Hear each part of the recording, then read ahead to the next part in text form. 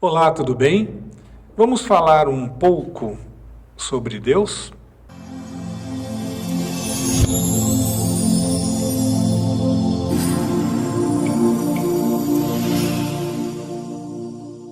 A nossa egrégora, ela foi constituída de uma forma, não vou dizer diferente, mas de uma forma com um pensamento um pouco mais abrangente, tá? É a pergunta que eu gosto, eu sempre coloco, tá? Quando alguns casais, para fazer a cerimônia de casamento, nos procuram, é sobre Deus. Alguns agnósticos, outros ateus, ou, enfim, outros com diversas outras crenças.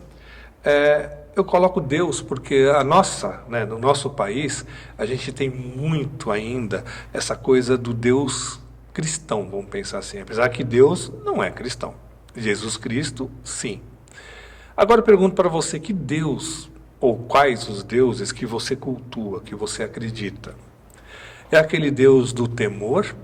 É aquele Deus em que você fala para os outros: se não me obedecer, se não pensar como eu, Deus, o meu Deus, vai matá-lo.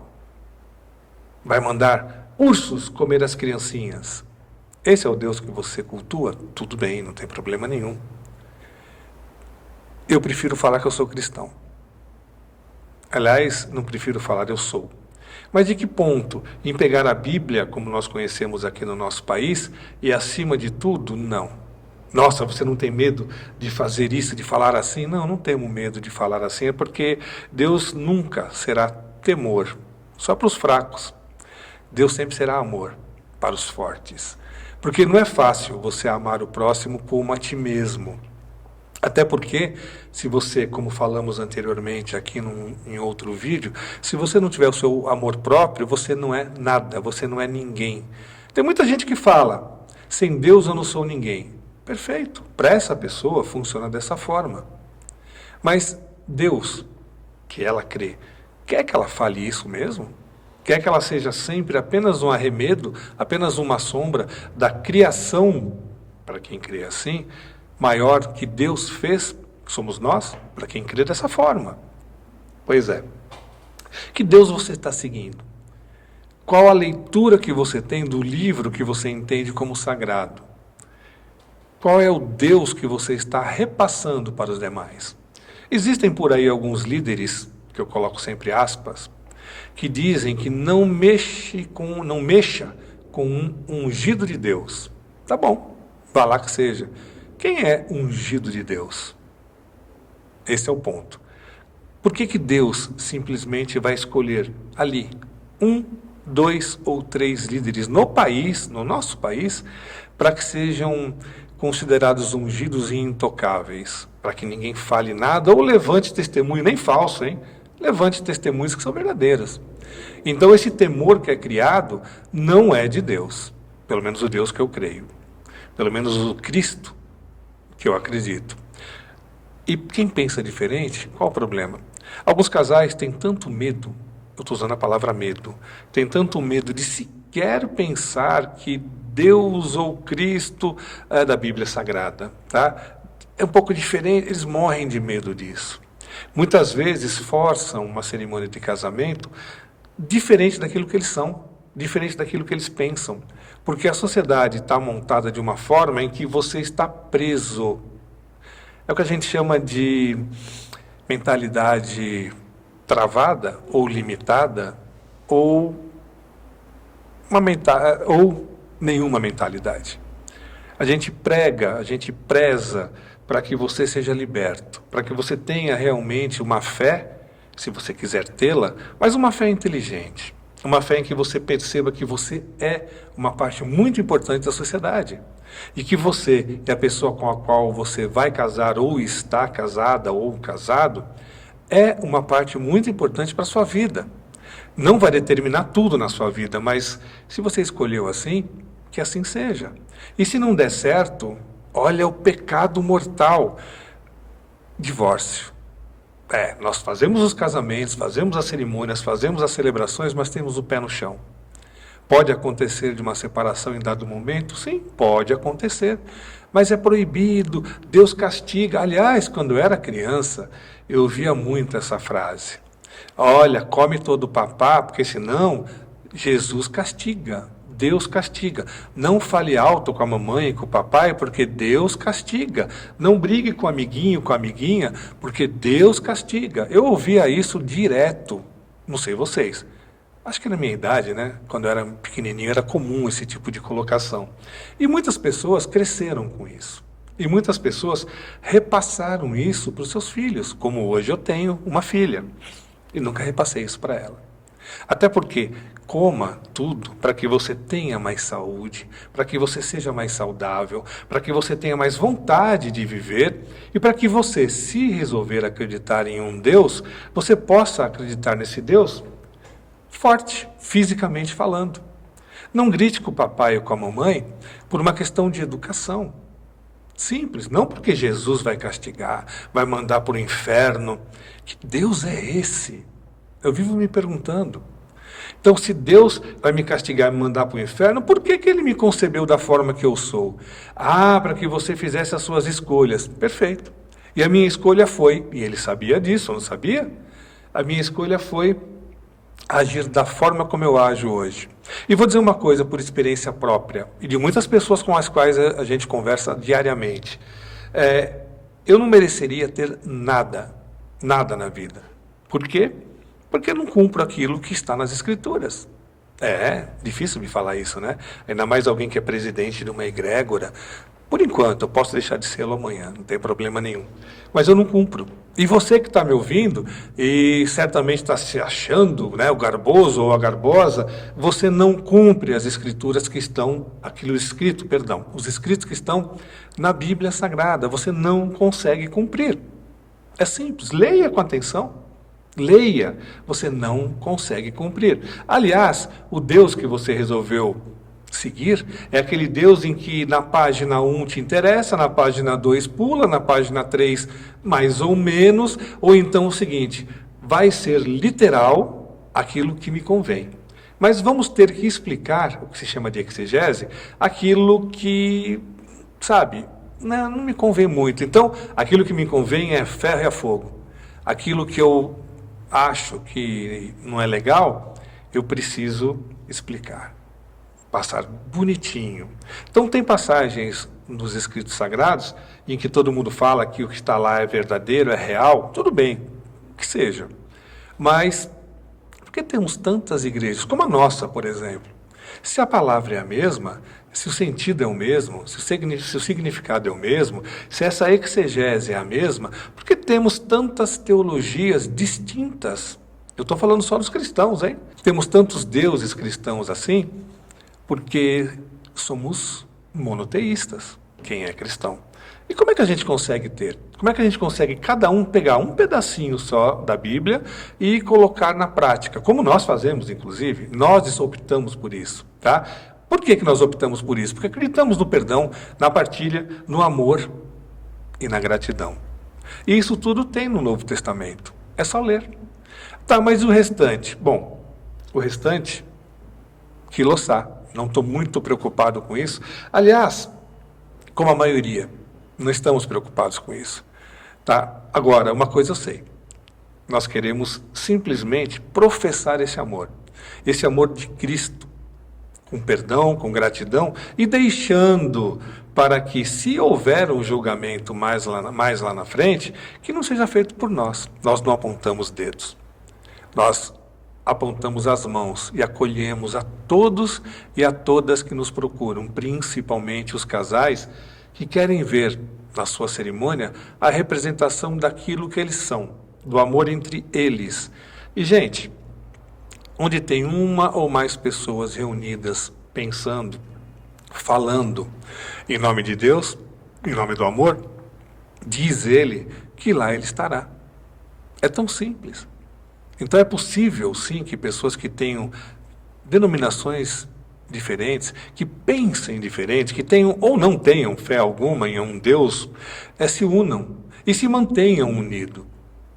É tão simples, experiência nossa. Muitos casais que possuem crenças completamente divergentes se dão muito bem, se entendem, se respeitam, convivem. Hoje, graças a Deus, muitos com filhos ou filhas, muitos desses casais, e os nossos ministros atestam isso também, e eu também atesto isso, é claro, tá?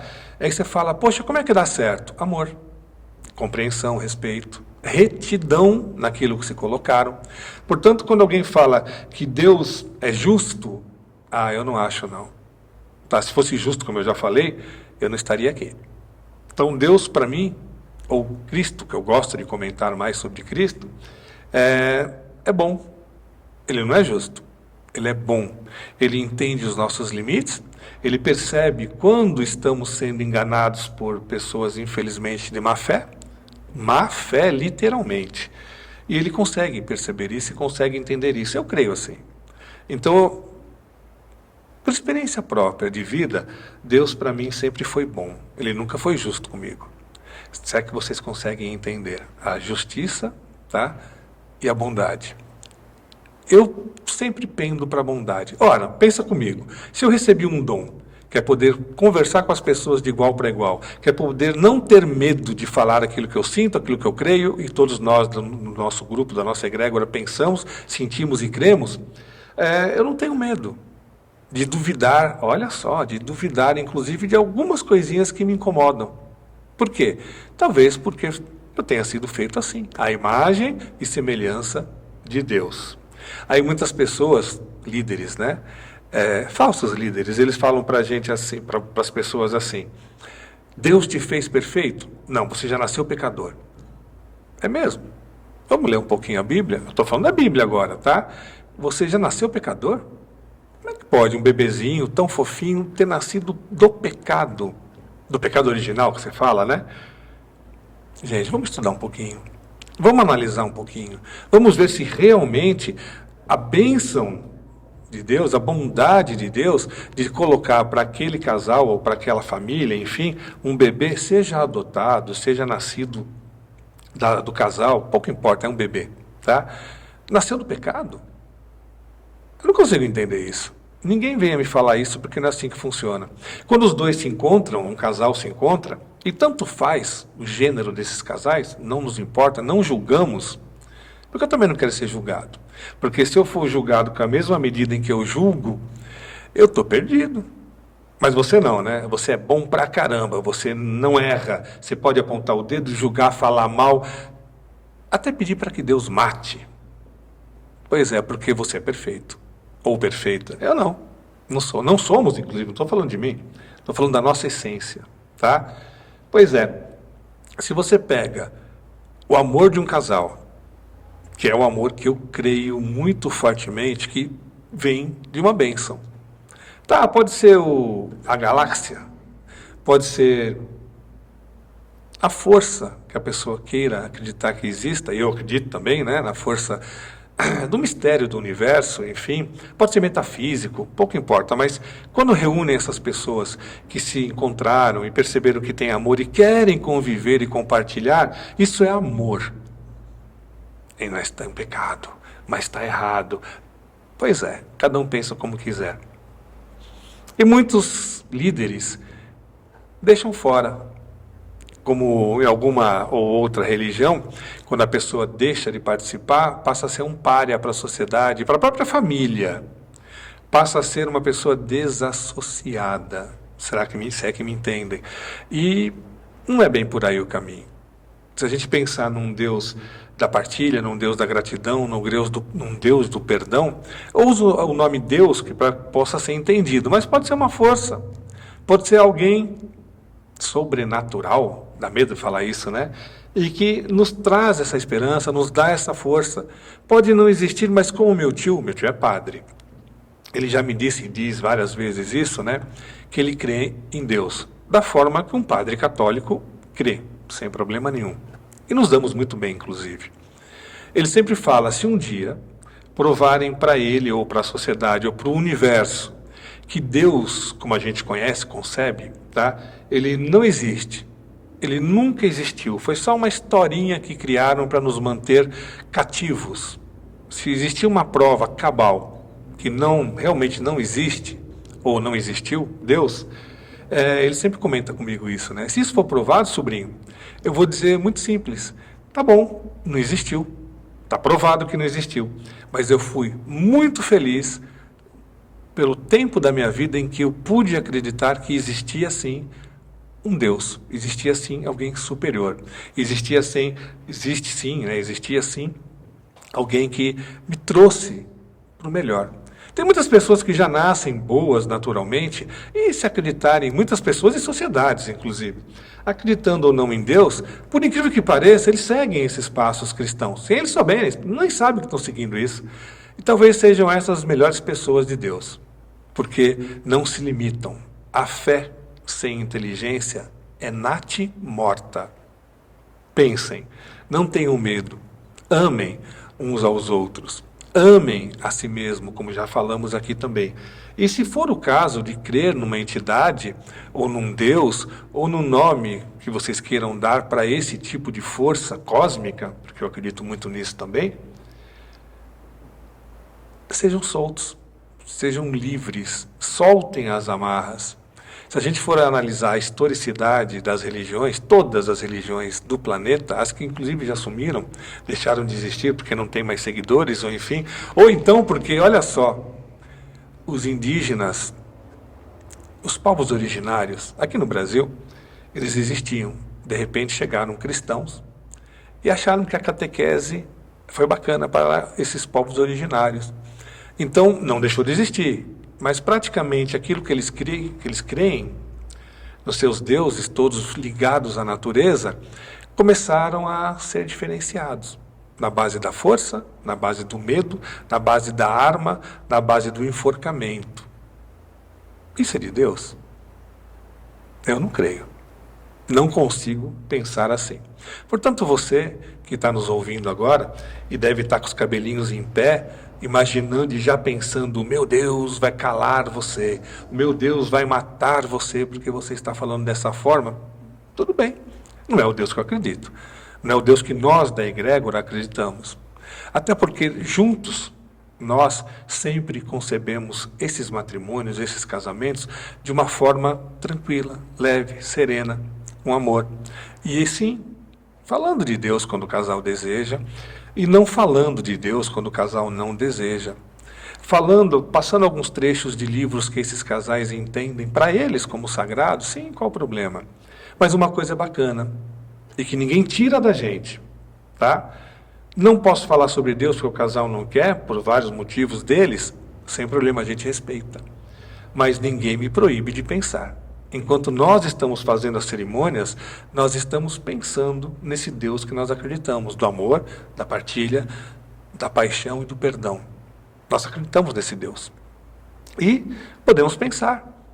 Qual o problema? Então o casal que está ali na nossa frente, que é o nosso foco principal, não falamos, mas pensamos. E antes disso, cada um, dentro daquilo que acredita, da forma que é, faz uma pequena oração, ou uma reza, ou um pedido, em silêncio, sem ninguém precisar saber.